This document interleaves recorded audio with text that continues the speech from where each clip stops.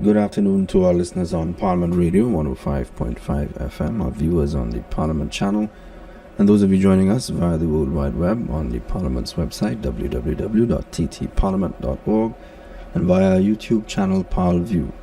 We welcome you to today's sitting of the Senate.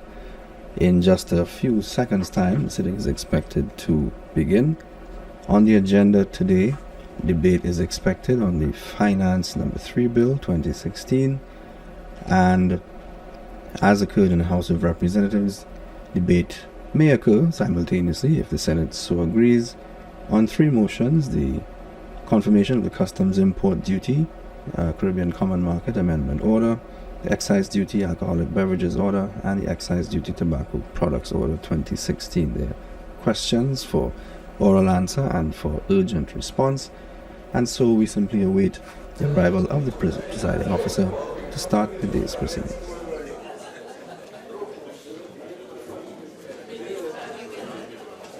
The Honorable the President. We welcome you to the fifth sitting of the Senate in the second session of the 11th Parliament that takes place on Tuesday, November 15th, 2016.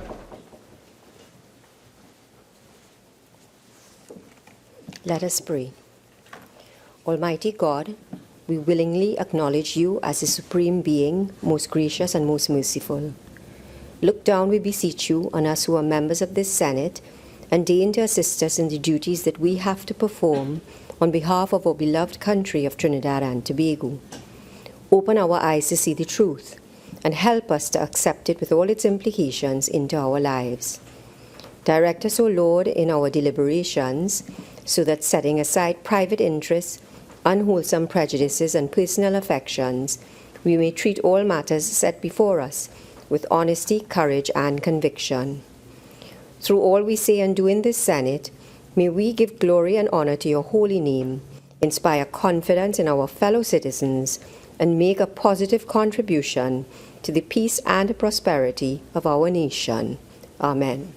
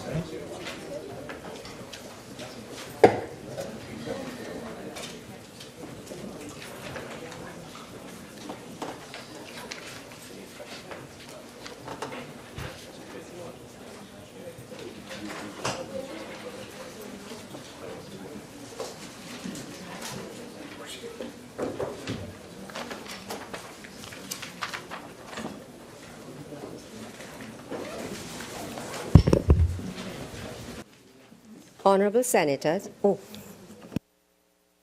Announcements by the President. Honorable Senators, I have received the following correspondence from His Excellency the President Anthony Thomas Aquinas Carmona, SCORTT. The Constitution of the Republic of Trinidad and Tobago by His Excellency Anthony Thomas Aquinas Carmona, ORTT SC, President and Commander-in-Chief of the Armed Forces of the Republic of Trinidad and Tobago. To Ms. Sarah Boodoo. Whereas by the provisions of paragraph E of subsection 2 of section 43 of the Constitution of the Republic of Trinidad and Tobago, the President, in exercise of the power vested in him and acting in accordance with the advice of the Prime Minister, is empowered to declare the seat of a senator to be vacant. Now, therefore, I, Anthony Thomas Aquinas Carmona, President as aforesaid, acting in accordance with the advice of the Prime Minister, in exercise of the power vested in me by the said paragraph E of subsection 2 of section 43 of the Constitution of the Republic of Trinidad and Tobago, do hereby declare the seat of U to be vacant with effect from the 31st of October 2016. Given under my hand and the seal of the President of the Republic of Trinidad and Tobago at the office of the President, Sedans, this 31st day of October 2016. Mr. Kazim Hussein, in exercise of the power vested in me by paragraph A of subsection 2 of section 40 of the Constitution of the Republic of Trinidad and Tobago, I, Anthony Thomas Aquinas Carmona, President as aforesaid, acting in accordance with the advice of the Prime Minister, do hereby appoint you, Kazim Hussein, as Senator with effect from the 31st of October 2016. Given under my hand and the seal of the President of the Republic of Trinidad and Tobago at the office of the President, St. Anne's, this 31st day of October 2016. Honorable Senators, a Senator is required to take the oath. Can we please stand?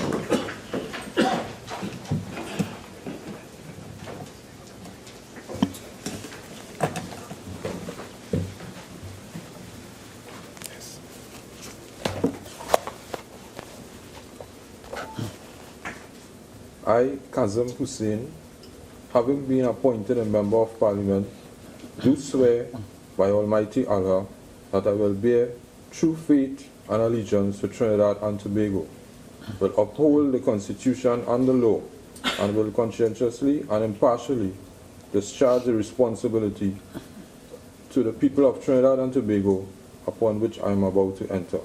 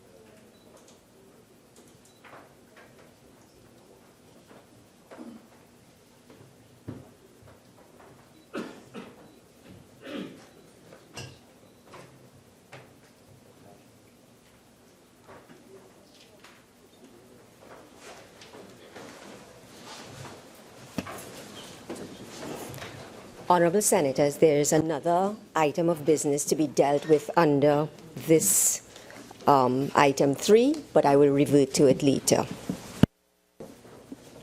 Bills brought from the House of Representatives as listed on the supplemental order paper, the Finance Number 3 Bill 2016 by the Minister of Finance. Minister of Finance.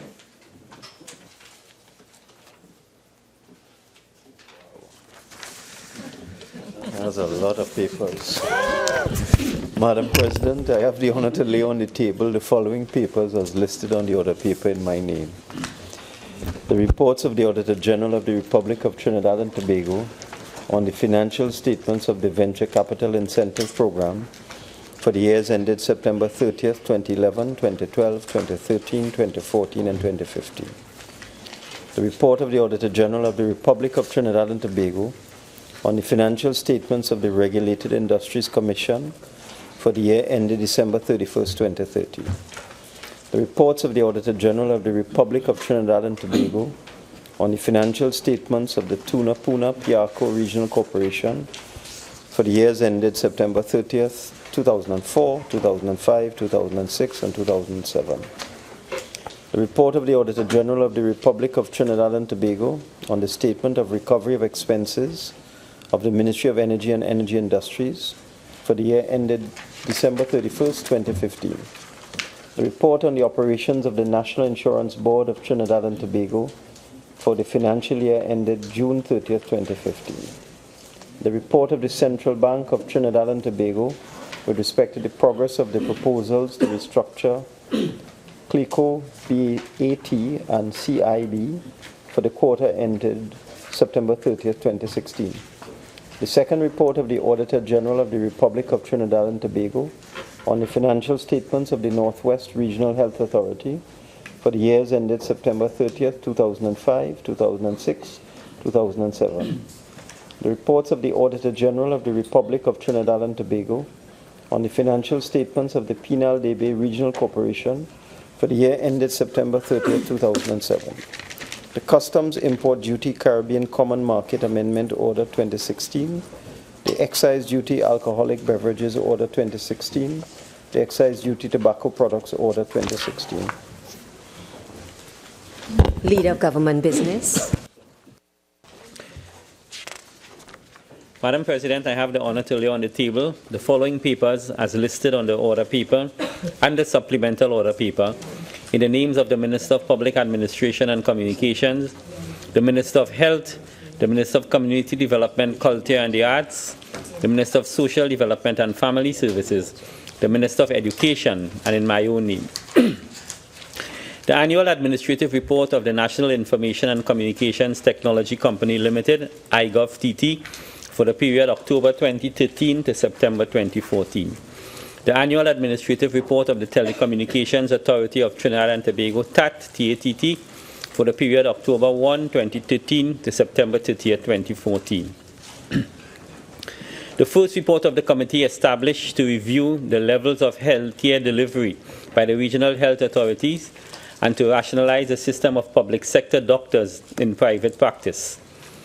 The annual administrative report of the Ministry of Community Development for the period 2009 to 2010, the annual administrative report of the Ministry of Arts and Multiculturalism for the period 2013 to 2014, the response by the Minister of Planning and Development in accordance with Senate Standing Order 41 on the implementation of the National Strategy for Sustainable Development Goals, the administrative report of the Ministry of Energy and Energy Affairs for the fiscal year ended 2010 and 2011, the fourth ministerial response on the second report of the Joint Select Committee on Human Rights, Equality and Diversity on the challenges faced by persons with disabilities, with special focus on access to services and employment, the first ministerial response on the first report of the Joint Select Committee on Human Rights, Equality and Diversity on the support programs and services for children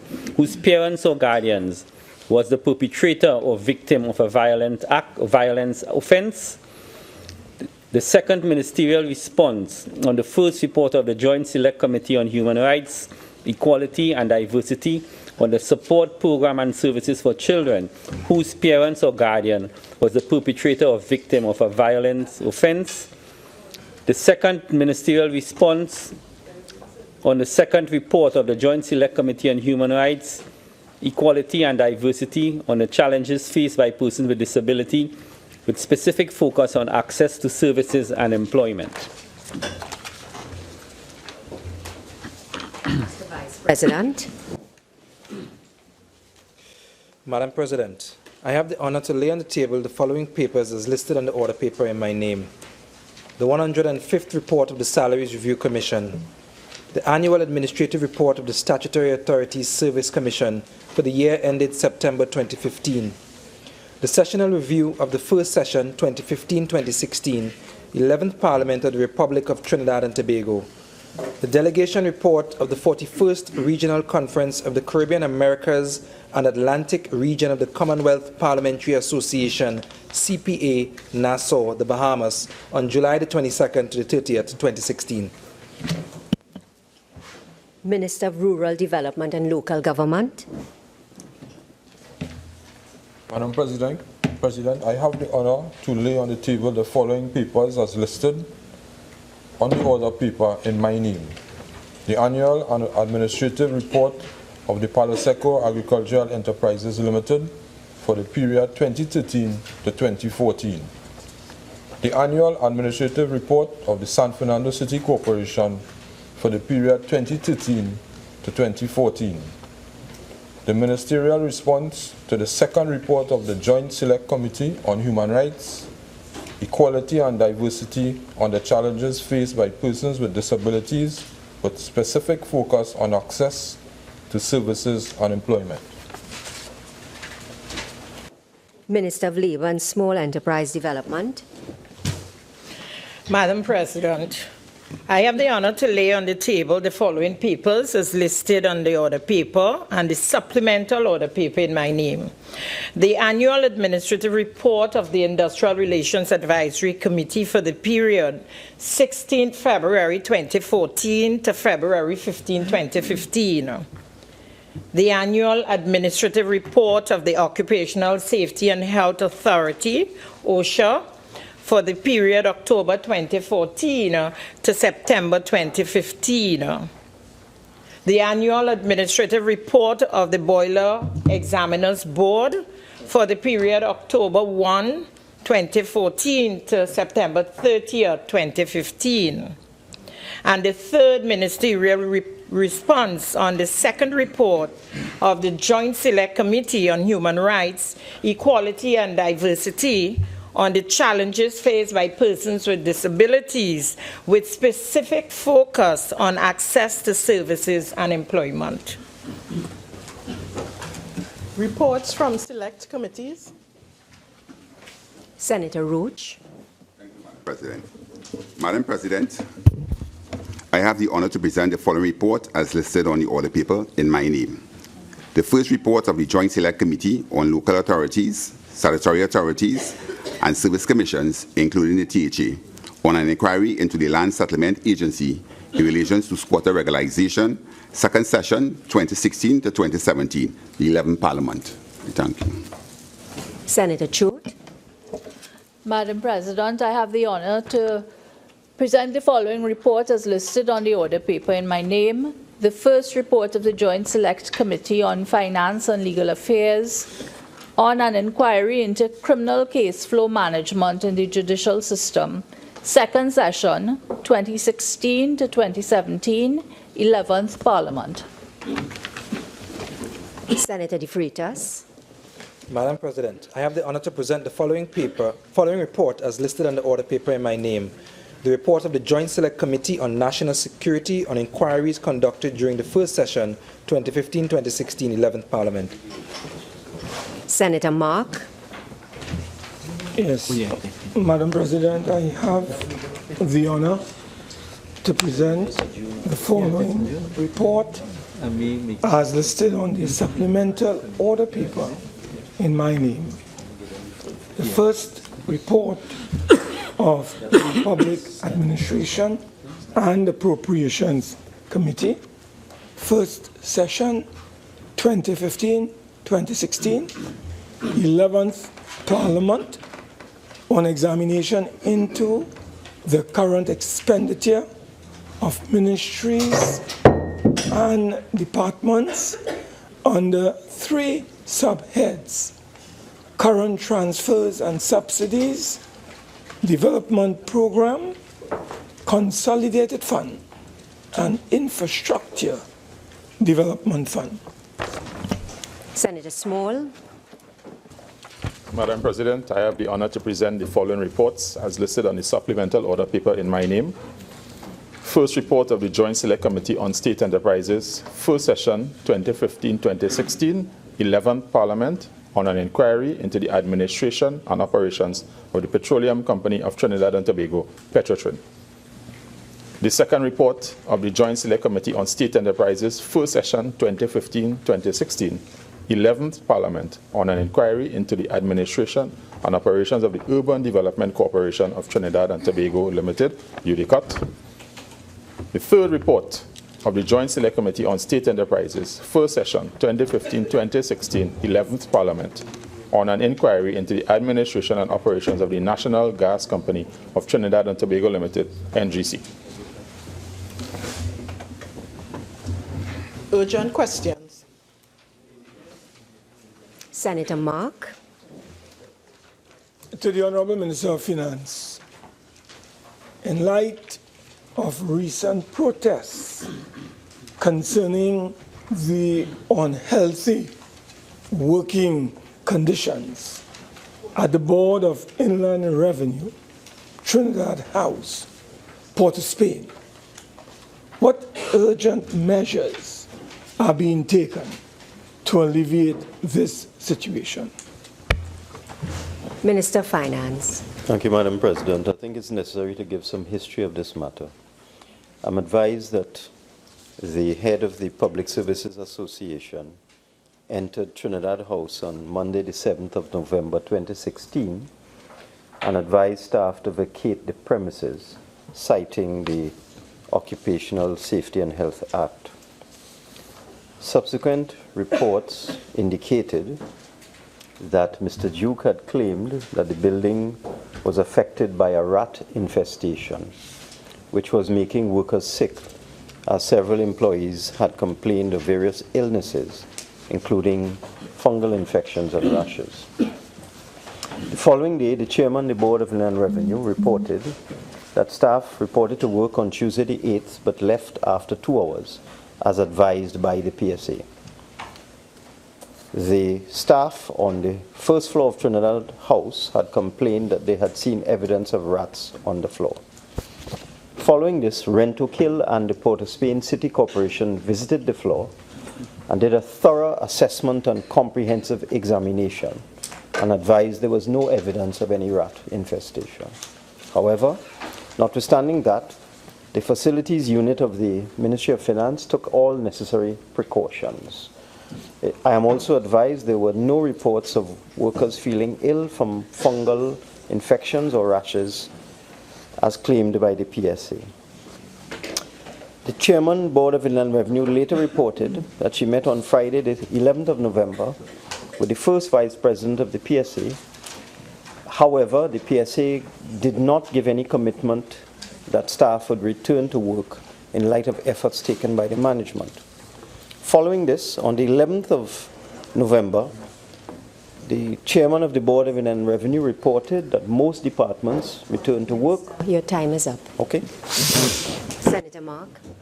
Yeah, Madam Chair, through you, could the Honourable Minister indicate whether a state of normalcy has returned to the Board of Inland Revenue since these allegations? Oh, I was just about to say that on Friday, the 11th of November, most departments returned to work except as normal, except the first floor. That includes the cashiers. That first floor has since been sanitized, and during the period, the cashiers operated out of the St. George West District Revenue offices. My understanding is the rest of the building is either sanitized or is in the process of being sanitized. Yes, operations have returned to normal, and I might say I'm also advised that the proper procedure under the Occupational Safety and Health Act was not followed. Senator Mark. The cashiers that you mentioned who operate on the first floor, have these cashiers returned to duty, or are they still operating out of the St. George office that you mentioned? I believe I did answer that. But as of today, normal operations at the cashiers unit, Trinidad House, have resumed. No, I'm sorry, Senator Choudhury. Only 2 questions are supplemental. Senator Sturge. To the Minister of National Security. In light of the increasing number of police officers being arrested, detained, and charged with criminal offences, can the Minister indicate whether any urgent and immediate measures are being considered to arrest rising criminality in the police service? Minister of National Security. Thank you very much, Madam President. Madam President, the government condemns any act of criminality or any crime being committed by members of the Trinidad and Tobago Police Service or any agencies of the state whose duty it is to protect, to serve and secure the people of Trinidad and Tobago. Anyone found culpable will face the full brunt of the law, Madam President. The Professional Standards Bureau of the Police Service has conducted an investigation and continues so to do. The Commissioner of Police will in fact be holding a press conference tomorrow to speak to the public on issues of criminality being conducted by members of Trinidad and Tobago Police Service. Madam President, no one is above the law, and any one such person would in fact experience or would be allowed to take, justice would allow to take its course, Madam President.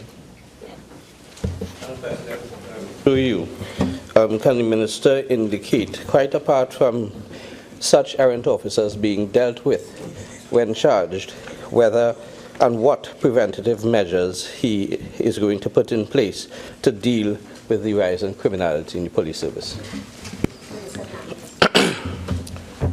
Madam President, the Commissioner of Police will be addressing these issues, but I can safely say that from the policy and strategic level, we are looking at the recruitment of the police service insofar as new entrants come into the police service with respect to psychometric testing and psychological examination. Additionally, the Police Commissioner would be introducing or including areas of professional development through training and individual development, Madam President. Madam President, apart from the measures which the Minister indicated with respect to new entrants, can the Minister indicate what preventative measures he intends to take with respect to existing members of the police service to arrest rising criminality? Minister of National Security. Madam President, that has been addressed by the Commissioner of Police at this point in time, Madam President. Madam President, that's not an answer. Senator Sturge. Yes. Once again, I say, please take your seat. Once again, may I point out that the presiding officer does not and cannot influence the answer that a minister gives. Okay?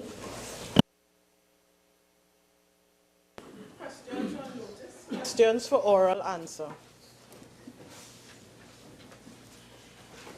Senator Roach. Thank you, Madam President. To the Honourable Minister of Social Development and Family Services, can the Minister state whether there has been any stakeholder consultation on a national policy relating to persons with disabilities? If yes, Senator Roach, there's no need to read it out. We'll just say question number one to the Minister. Thank you. Minister of Social Development and Family Services. Thank you, Madam President. The project proposal to review and revise the national policy on persons with disabilities was approved by the Ministry of Social Development and Family Services for implementation in fiscal 2015. Intra-ministerial meetings were conducted with various divisions, including the Social Investigations Unit, Policy Program Planning and Development Division, and the Disability Affairs Unit as a first step toward the completion of a draft revised policy. Trinidad and Tobago ratified the UN Convention on the Rights of Persons with Disabilities in July 2015. In keeping with this, the policy was again reviewed to ensure its alignment with the articles of the UN Convention. In 2016, a plan of action for the conduct of consultations was proposed. However, given that there was general agreement among members of the community of persons with disabilities on the provisions of the Convention, and in view of the need to expedite completion of the draft, the Ministry proceeded to draft the revised policy document for dissemination to key stakeholders for their comments. The draft policy has since been disseminated to the 73 stakeholder groups. Consequently, there has been no external consultation with stakeholders thus far. However, it is envisaged that a national consultation will be held within the next 2 months to discuss the draft policy after further revision based on the comments received. Senator Roach. question number 2 to the Honourable Minister of Social Development and Family Services. Minister of Social Development and Family Services. Thank you, Madam President. Concerted efforts to ensure accessibility by persons with disabilities to government buildings and other public spaces commenced more than 6 years ago. when the Disability Affairs Unit of the Ministry of Social Development and Family Services carried out extensive consultations during the period 2010 to 2013 with 33 key stakeholders. These consultations were aimed at improving the level of physical and infrastructural access to state buildings and public areas.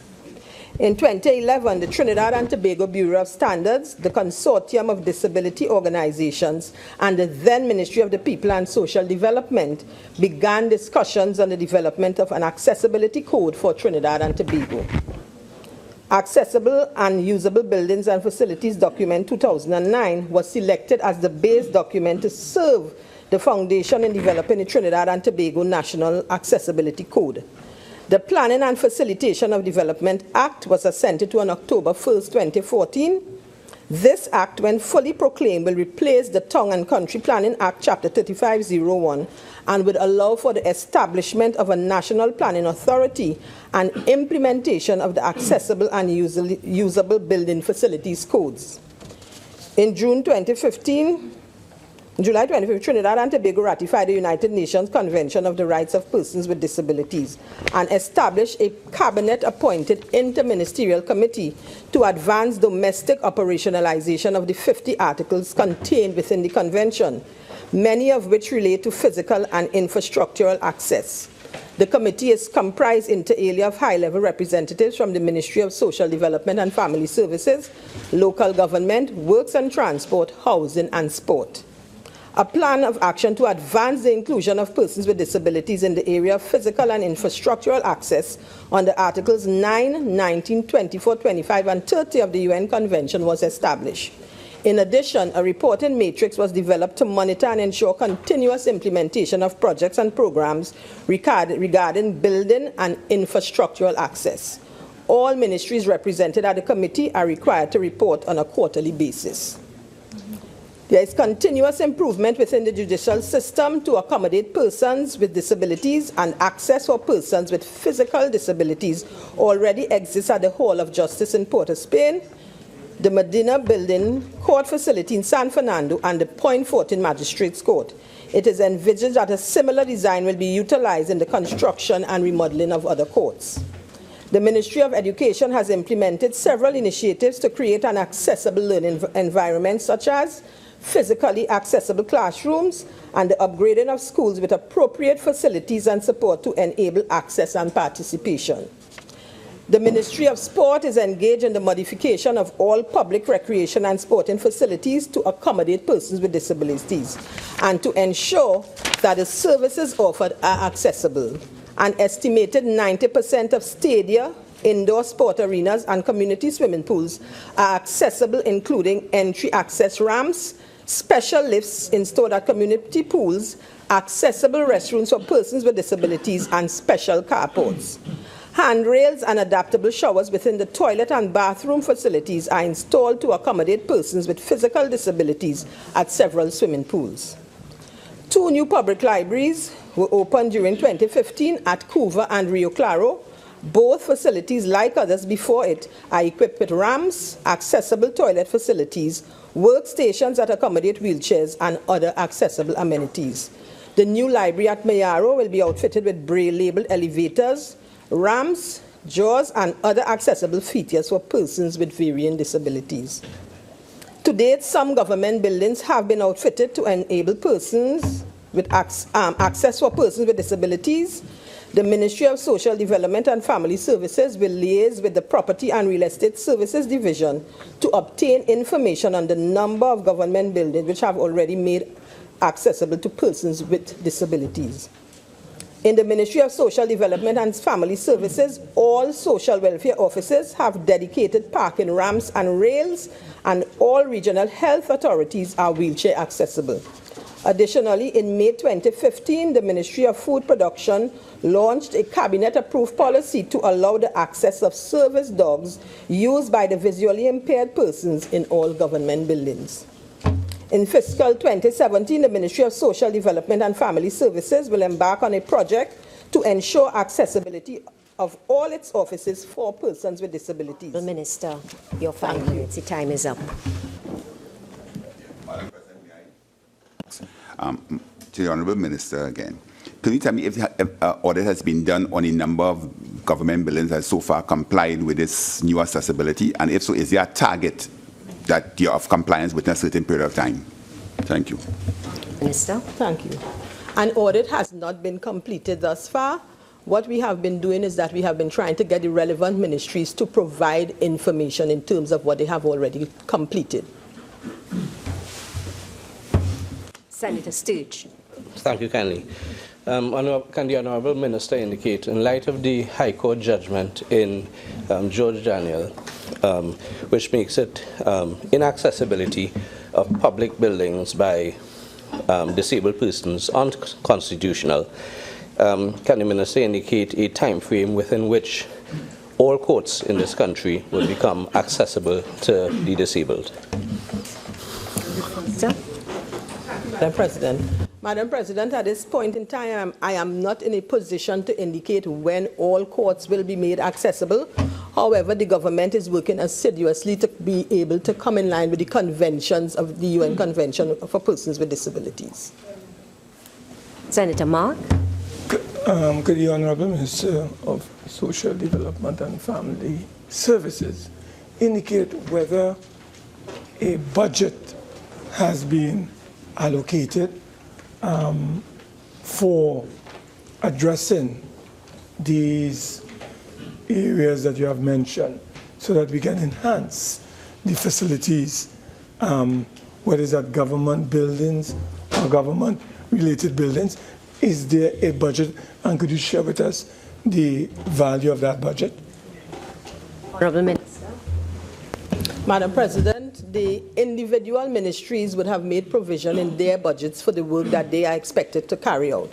For example, at the Ministry of Social Development and Family Services, it is our aim to have all of our buildings accessible, and we have budgeted $1 million for that in fiscal 2017. Senator Mark. May I again ask the Honourable Minister whether there is any time frame to translate into domestic legislation the UN convention that we have signed up to, so that the rights of persons who are physically challenged could be properly realized, consistent with the UN Convention on the rights of the physically challenged. Honourable Minister. Thank you, Madam President. The Trinidad and Tobago is expected to report to the UN on the convention next year. I can say to the Senate at this point in time, we will not meet all of the provisions of the convention by that time. What we have done is that we have worked out a timetable to present to the UN, which would show that Trinidad and Tobago is in fact working towards achieving that.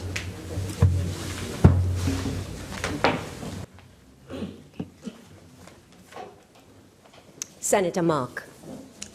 Question number 3 to the Honourable Minister of Energy and Energy Industries. Minister of Energy and Energy Industries. Thank you, Madam President. Madam President, the National Gas Company of Trinidad and Tobago Limited has advised that whenever the chairman is required to attend business meetings on behalf of the company, a company car and driver are provided for use by the chairman.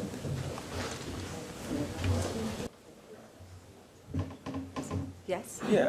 Could the Honourable Minister indicate whether that vehicle that has been provided to the chairman, is it on a permanent basis, is it on a leased basis, or is it on a needs basis? Minister of Energy and Energy.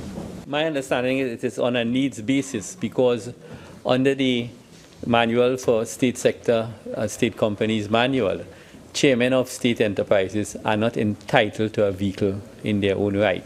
So the transportation is provided on a need basis when they are attending official meetings and or official function. But the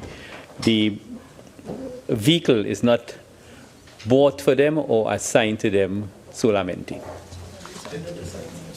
Would the Honourable Minister be surprised if the chairman of NGC is in possession of a private vehicle loaned to him by the NGC? It's not a supplemental question. Can I proceed? Senator Mark. Question number 4 to the Honorable Minister of Labour and Small Enterprise Development.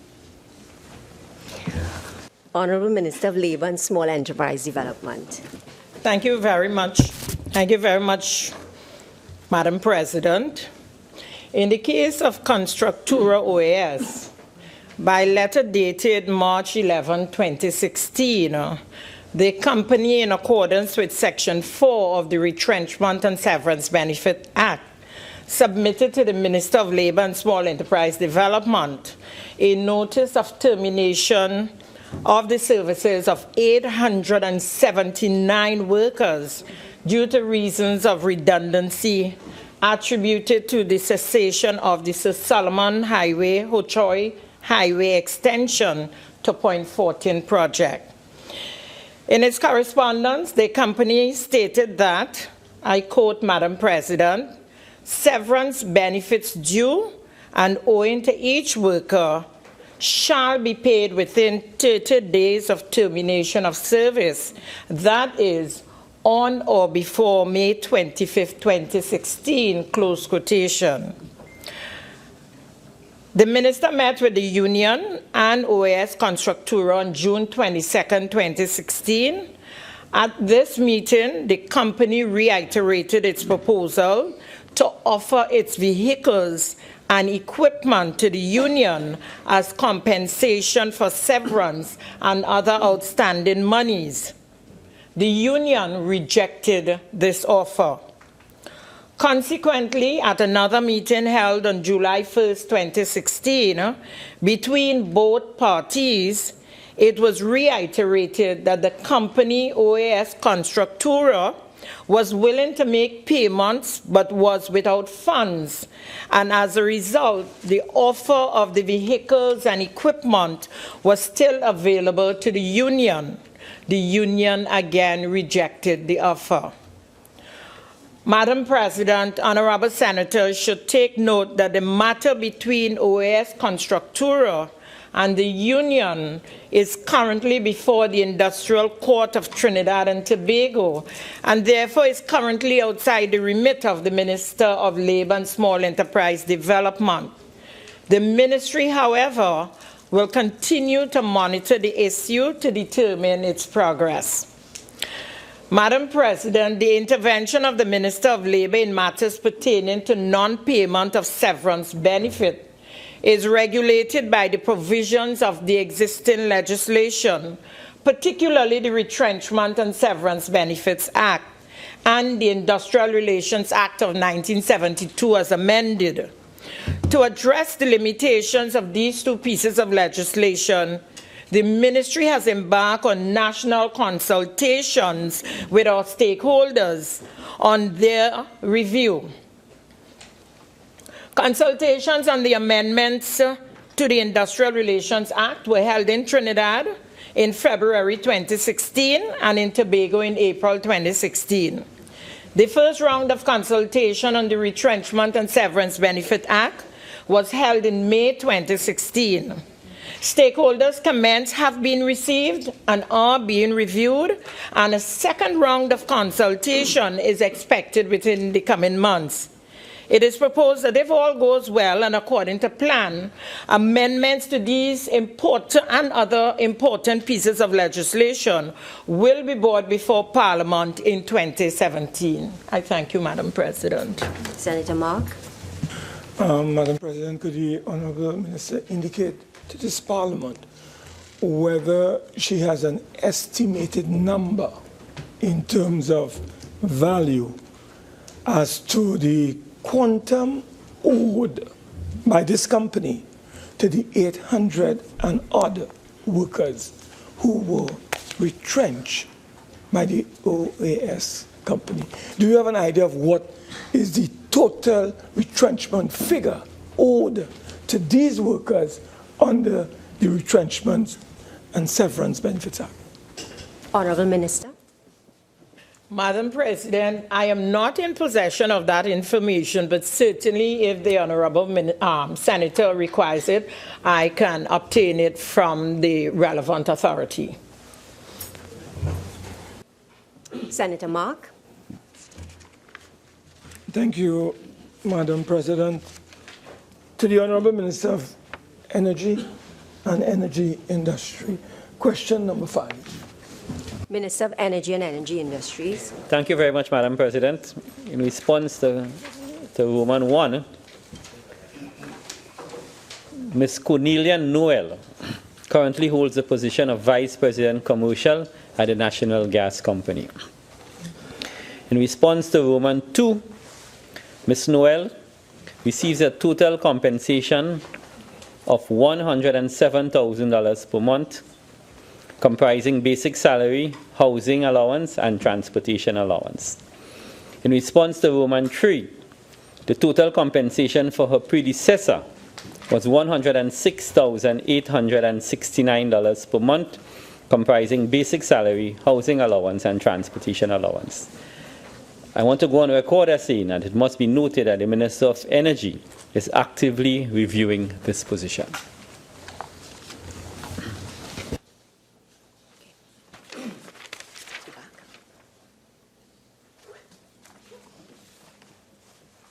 Honourable Senators, with your leave, may I revert to item number 3 on the order paper. Honourable Senators, in accordance with Standing Order 79, Sub 2 of the Senate, I wish to announce the appointment of the following sessional select committees for the second session 2016-2017 of the 11th Parliament.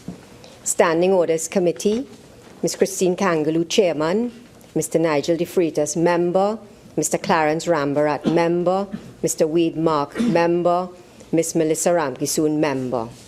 House Committee, Mr. Franklin Khan, Chairman, Mr. Foster Cummings, Member, Mr. Daniel Dookie, Member, Ms. Khadija Amin, Member, Ms. Jennifer Rafool, Member.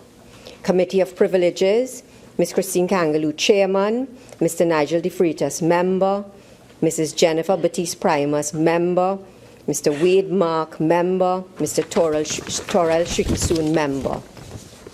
Statutory Instruments Committee, Ms. Christine Kangaloo, Chairman, Mr. W. Michael Coppin, Member, Mr. Rohan Sinanan, Member, Mr. Jared Ramdeen, Member, Mr. Stephen Crease, Member. Business Committee, Ms. Christine Kangaloo, Chairman, Mr. Franklin Khan, Member, Mrs. Paula Gopi-Skoon, Member, Mr. Wade Mark, Member, Mr. Daneshwar Mahabir, Member.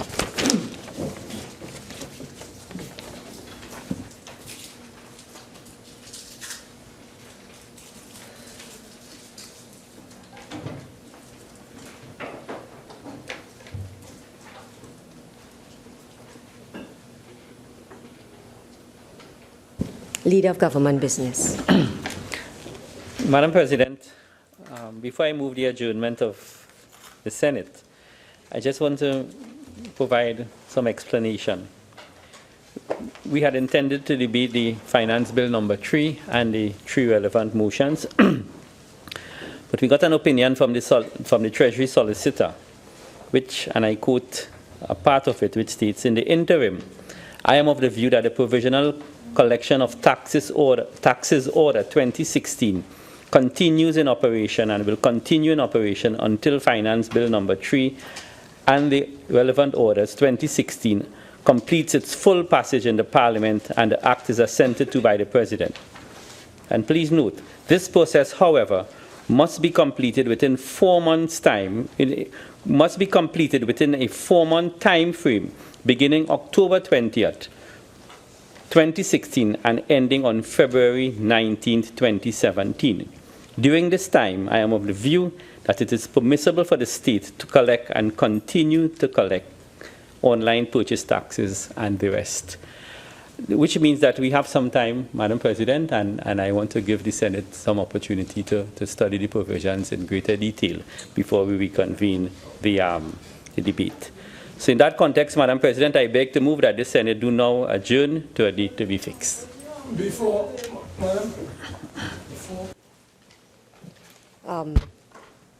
Senator Mark, before, yes? I did hear my honorable friend referred to the provisional collection of taxes order, which is debated in the other place. But we are very surprised, if I may say so, that we were advised by the Parliament. It is on the order paper today, and we came prepared to debate the finance bill along with the 3 orders or resolutions. And we take no comfort in this kind of intervention. And like if the minister is telling this Parliament that take some more time to study this finance bill along with the 3 orders. We came and we are prepared to debate the finance bill on behalf of the people. And Madam President, if I may, I think the government is making a very fundamental error on this matter, and we would like the Honourable Minister, if he can provide this opinion that he has quoted from and have it circulated to the Senate, because we have extreme difficulty with that particular position, given the fact that the experience and the practice of this Parliament over the years is to have these matters dealt with in accordance with the law. And Madam Chair, Madam President, if you look at your standing, your order paper, you will see specific time frame for those orders to be completed. So we are very much surprised, but nevertheless, we would like to have a copy of the solicitor or the solicitor treasury or treasury solicitor's opinion, so we too can have the benefit of that opinion, Madam President. It will be provided. Madam President. Senator Mavia. Thank you very much, Madam President. Madam President, I too am taken a bit by surprise, given the fact that the order paper that was sent to me and to all senators was very clear that the various pieces of legislation needed to be amended, and it was the word used was expedient to so do. In that regard, Madam President, the government is telling us that there's a legal opinion, but there could be a contrary legal opinion as well. I am not sure what the law is really with respect to the expediency of passing these pieces of legislation, and hence, since it was the initial position that it was absolutely necessary to debate today, I would like you to interpret Standing Order 65 for me. Thank you very much.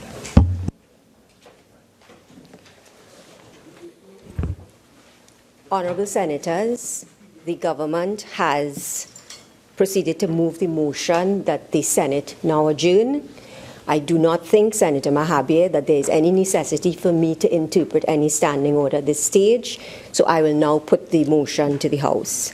Honourable Senators, the question is that this Senate do now adjourn to a date to be fixed. Those in favour say aye. Aye. Those against say no. No. I mean, want the division, Madam.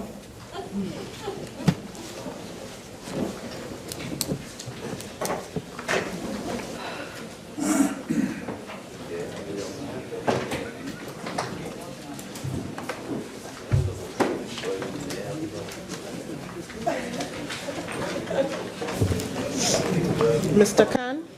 Yes. Mrs. Gopi Schoon? Yes.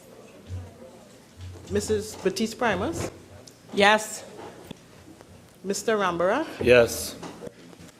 Mr. Sinanan? Yes. Mr. Moses? Yes. Mr. Hussain? Dr. Henry? Yes. Mr. Singh? Yes. Mr. Coppin? Yes. Mr. Cummings? Yes. Mr. De Freitas? Yes.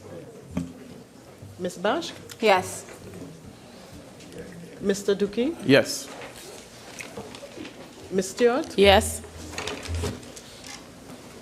Mr. Mark? Absolutely no. Mr. Solomon? No. Ms. Amin? No. Mr. Sturge? No. Mr. Samuel? No. Mr. Ramdeen? No. Dr. Mahabir? No. Mr. Roach? Yes. Mr. Small? Yes.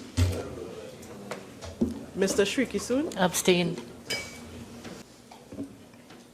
Miss Choate? Yes. Mr. Kreese? Abstain. Ms. Raful?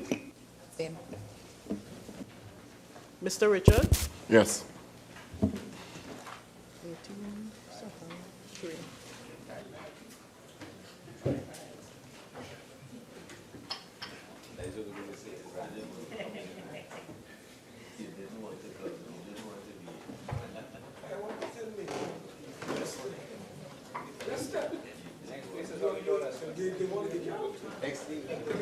Division is 19 for, 7 against, and 3 abstentions.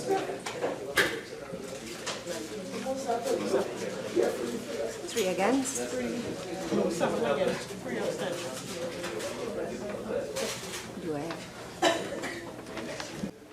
Honorable Senators, you've heard the results of the division. 19 senators voted in favor of the question that was posed, 7 voted against, and there were 3 abstentions. Honorable Senators, the Senate therefore now stands adjourned to a date to be fixed. With those words from the President of the Senate, we've come to the end of the 5th sitting of the Senate in the 2nd session of the 11th Parliament that takes place on Tuesday, November 15th, 2016.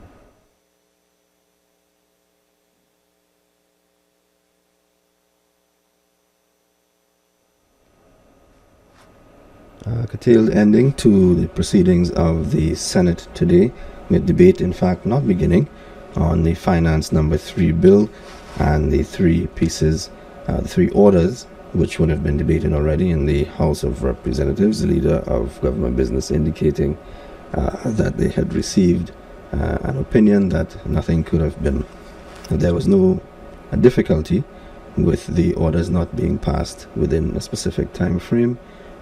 Before this, questions were answered, the papers were laid, and at this point we come to the end of our coverage of today's sitting of the Senate adjourning to a date to be fixed. We thank you for staying with us here on Parliament Radio 105.5 FM and the Parliament channel. Join us tomorrow when we have 2 sittings taking place. One will be carried live and the other will be delayed on the Parliament channel. Visit our website for details.